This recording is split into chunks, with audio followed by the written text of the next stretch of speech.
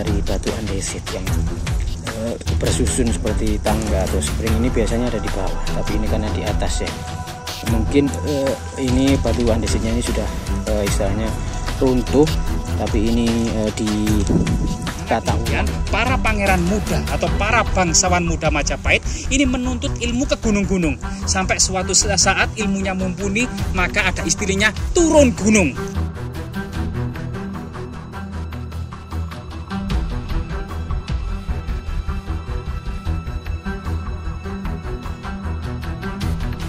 Nenek moyang kita ini jarak pandang hanya 5 meter saja sudah nggak kelihatan ya teman-teman.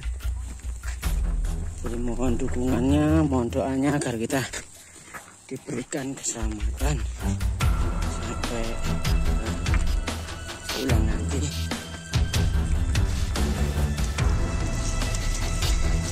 Ya, assalamualaikum warahmatullahi wabarakatuh. Salam budaya, salam rahayu. Om Swastiastu, salam kebajikan, salam sehat damai selalu. Ya, di kesempatan kita kali ini di kita kali ini di puncak Gunung Welirang, di mana di sini adalah tempat peradaban kuno, jejak-jejak dari Majapahit. Tepatnya ada sebuah pertapaan Kendali Sodo. Di sini terdapat banyu besar, batu besar.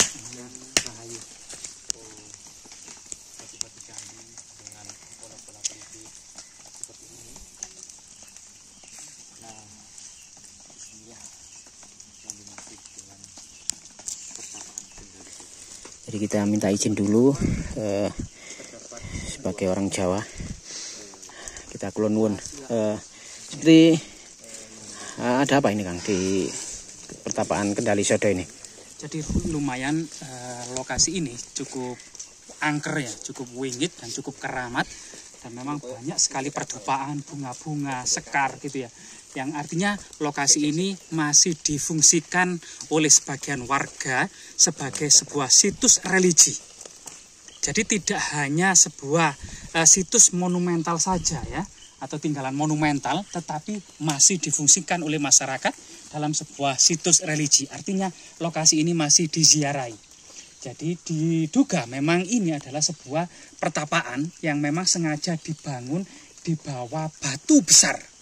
Dan ini merupakan sebuah kontinuitas kelanjutan dari budaya prasejarah ya, yang dimana batu besar atau batu raksasa ini diduga dipercaya pada masa prasejarah merupakan tempat bersemayamnya arwah-arwah leluhur.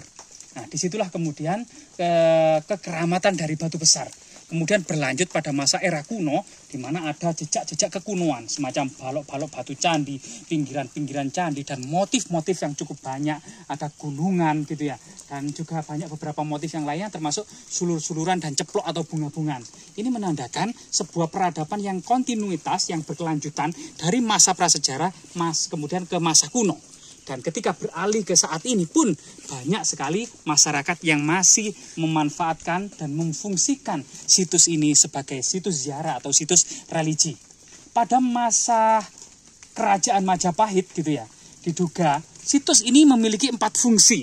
Yang pertama adalah pertapaan, yang kedua adalah pemujaan kepada Parwata Girinata, atau waktu itu adalah Dewa Gunung gitu ya.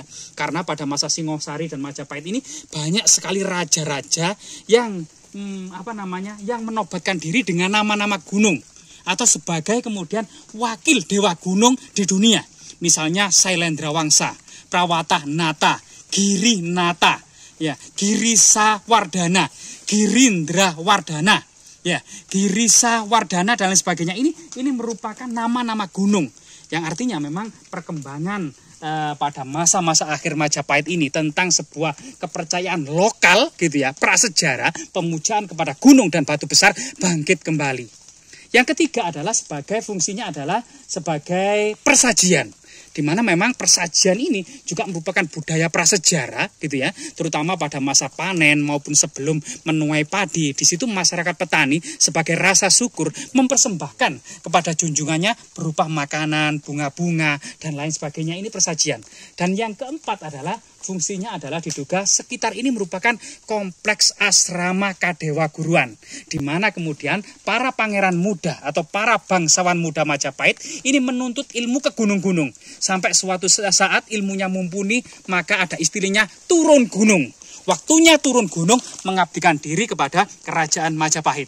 Bahkan selain kemudian asrama Kadewa Guruan juga merupakan asrama Partapa yang dimana tujuan para pensiunan Majapahit untuk menyempurnakan catur asrama. Yang pertama Brahmacarin, tahapan mencari ilmu. Yang kedua adalah Grahasta, berumah tangga.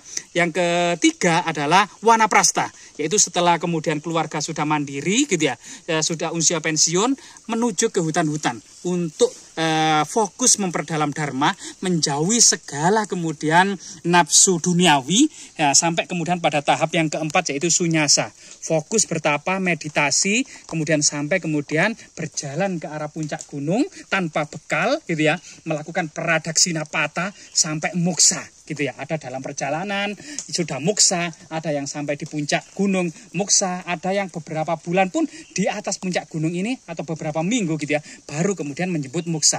Ini salah satu obsesi gitu ya para leluhur dalam falsafah, memegang teguh catur asrama, termasuk kemudian catur warna gitu ya, karena memang dari ibu kota Trowulan tidaklah jauh menuju ke lereng Gunung Penanggungan, Arjuna Penanggungan maupun Anjasmara ini. Diduga ada sebuah jalur suci dari ibu kota Trowulan menuju lereng-lereng gunung ini yang dikenal dengan jalur suci atau Tirta Yatra, yaitu pejalan suci membawa air amerta, atau Dharma Yatra, yaitu pejalan suci dalam melakukan sebuah mencari dharma atau kebenaran. Disitulah kemudian situs-situs yang sangat luar biasa sekali ini gitu ya. Kita lihat memang sampai saat ini itu belum ada perlindungan tulisan cagar budaya. Ini sangat miris sekali karena situs-situs peninggalan leluhur ini yang sangat monumental tentunya, dan kita bisa mempelajari bagaimana kemudian Majapahit bisa bangkit yang akan menjadi pelajaran bagi kita semua untuk melanjutkan kembali kejayaannya. Jasmira, jangan sekali-kali melupakan sejarah.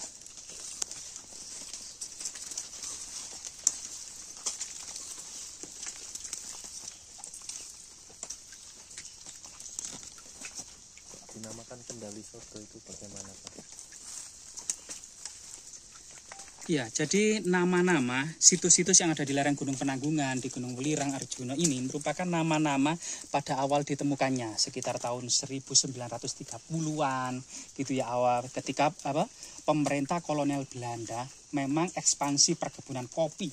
Jadi lereng Gunung Penanggungan, Arjuna dan Welirang ini pada masa kolonial, pada masa kejayaan kopi ini diekspansi sampai hampir puncak. Artinya ditanam kopi. Nah, pada waktu penanaman kopi itulah kemudian ditemukan banyak sekali struktur-struktur yang mulai didata oleh Van Romon, mulai didata oleh kemudian Stutterheim dan lain sebagainya itu kemudian nama-nama situs itu diduga mulai tahun itulah diberikan oleh masyarakat, sehingga ada nama Kendali Sodo yang memang secara harfiah, secara kata itu diduga memang berasal dari Kendali Sodo ya, mengendalikan kalimat syahadat. Nah itu artinya memang nama ini tidak ada kemungkinan tidak ada hubungannya dengan konteks pada masa kerajaan Majapahit. Termasuk candi-candi di lereng Gunung Penanggungan juga banyak, namanya Candi Lura, Candi Guru, Candi Carik kan gitu. Nah, termasuk jadi Kendali Sodo yang ada di lereng Bekel itu juga merupakan nama baru pada awal-awal ditemukannya setelah ekspansi perkebunan kopi sekitar tahun 1930-an, Van Romon itu. Ya. Mau apa nih? Ya, coba kita masuk ke dalam tempat pertapaan ya. Di situ masih terlihat banyak sekali sisa-sisa pembakaran dupa ya. Coba kita masuk ke dalam. Ya, kita lihat ini dupanya ini masih berasap ya. Berarti beberapa waktu yang lalu ini ada orang yang ritual atau orang yang semedi, orang yang istilahnya hormat ke tempat pertapaan ini, karena kita lihat dupanya ini masih baru ya, masih mengeluarkan asap ya. Ini adalah bentuk dari kearifan lokal yang sampai sekarang masih dilakukan oleh penduduk Jawa, khususnya di Jawa Timur ini ya. Jadi tepatnya di bawah batu besar ini ya, dan dikelilingi oleh batu-batu kecil ya, batu andesit yang berupa balok-balokan seperti ini mengelilingi dari tempat pertapaan ini ya.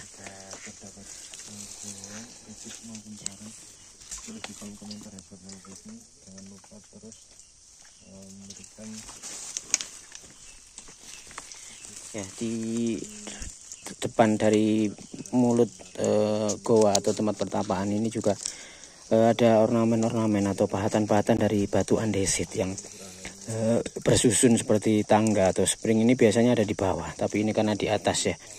Mungkin ini batu andesitnya ini sudah istilahnya runtuh, tapi ini ditata ulang ya, mungkin oleh warga sekitar yang peduli, yang istilahnya mau mengamankan ya, melestarikan dari sisa-sisa batu-batu andesit yang ada di situs atau di tempat pertapaan Kendali Sodo ini. Tepatnya ada di daerah Pacet di Gunung Wulirang.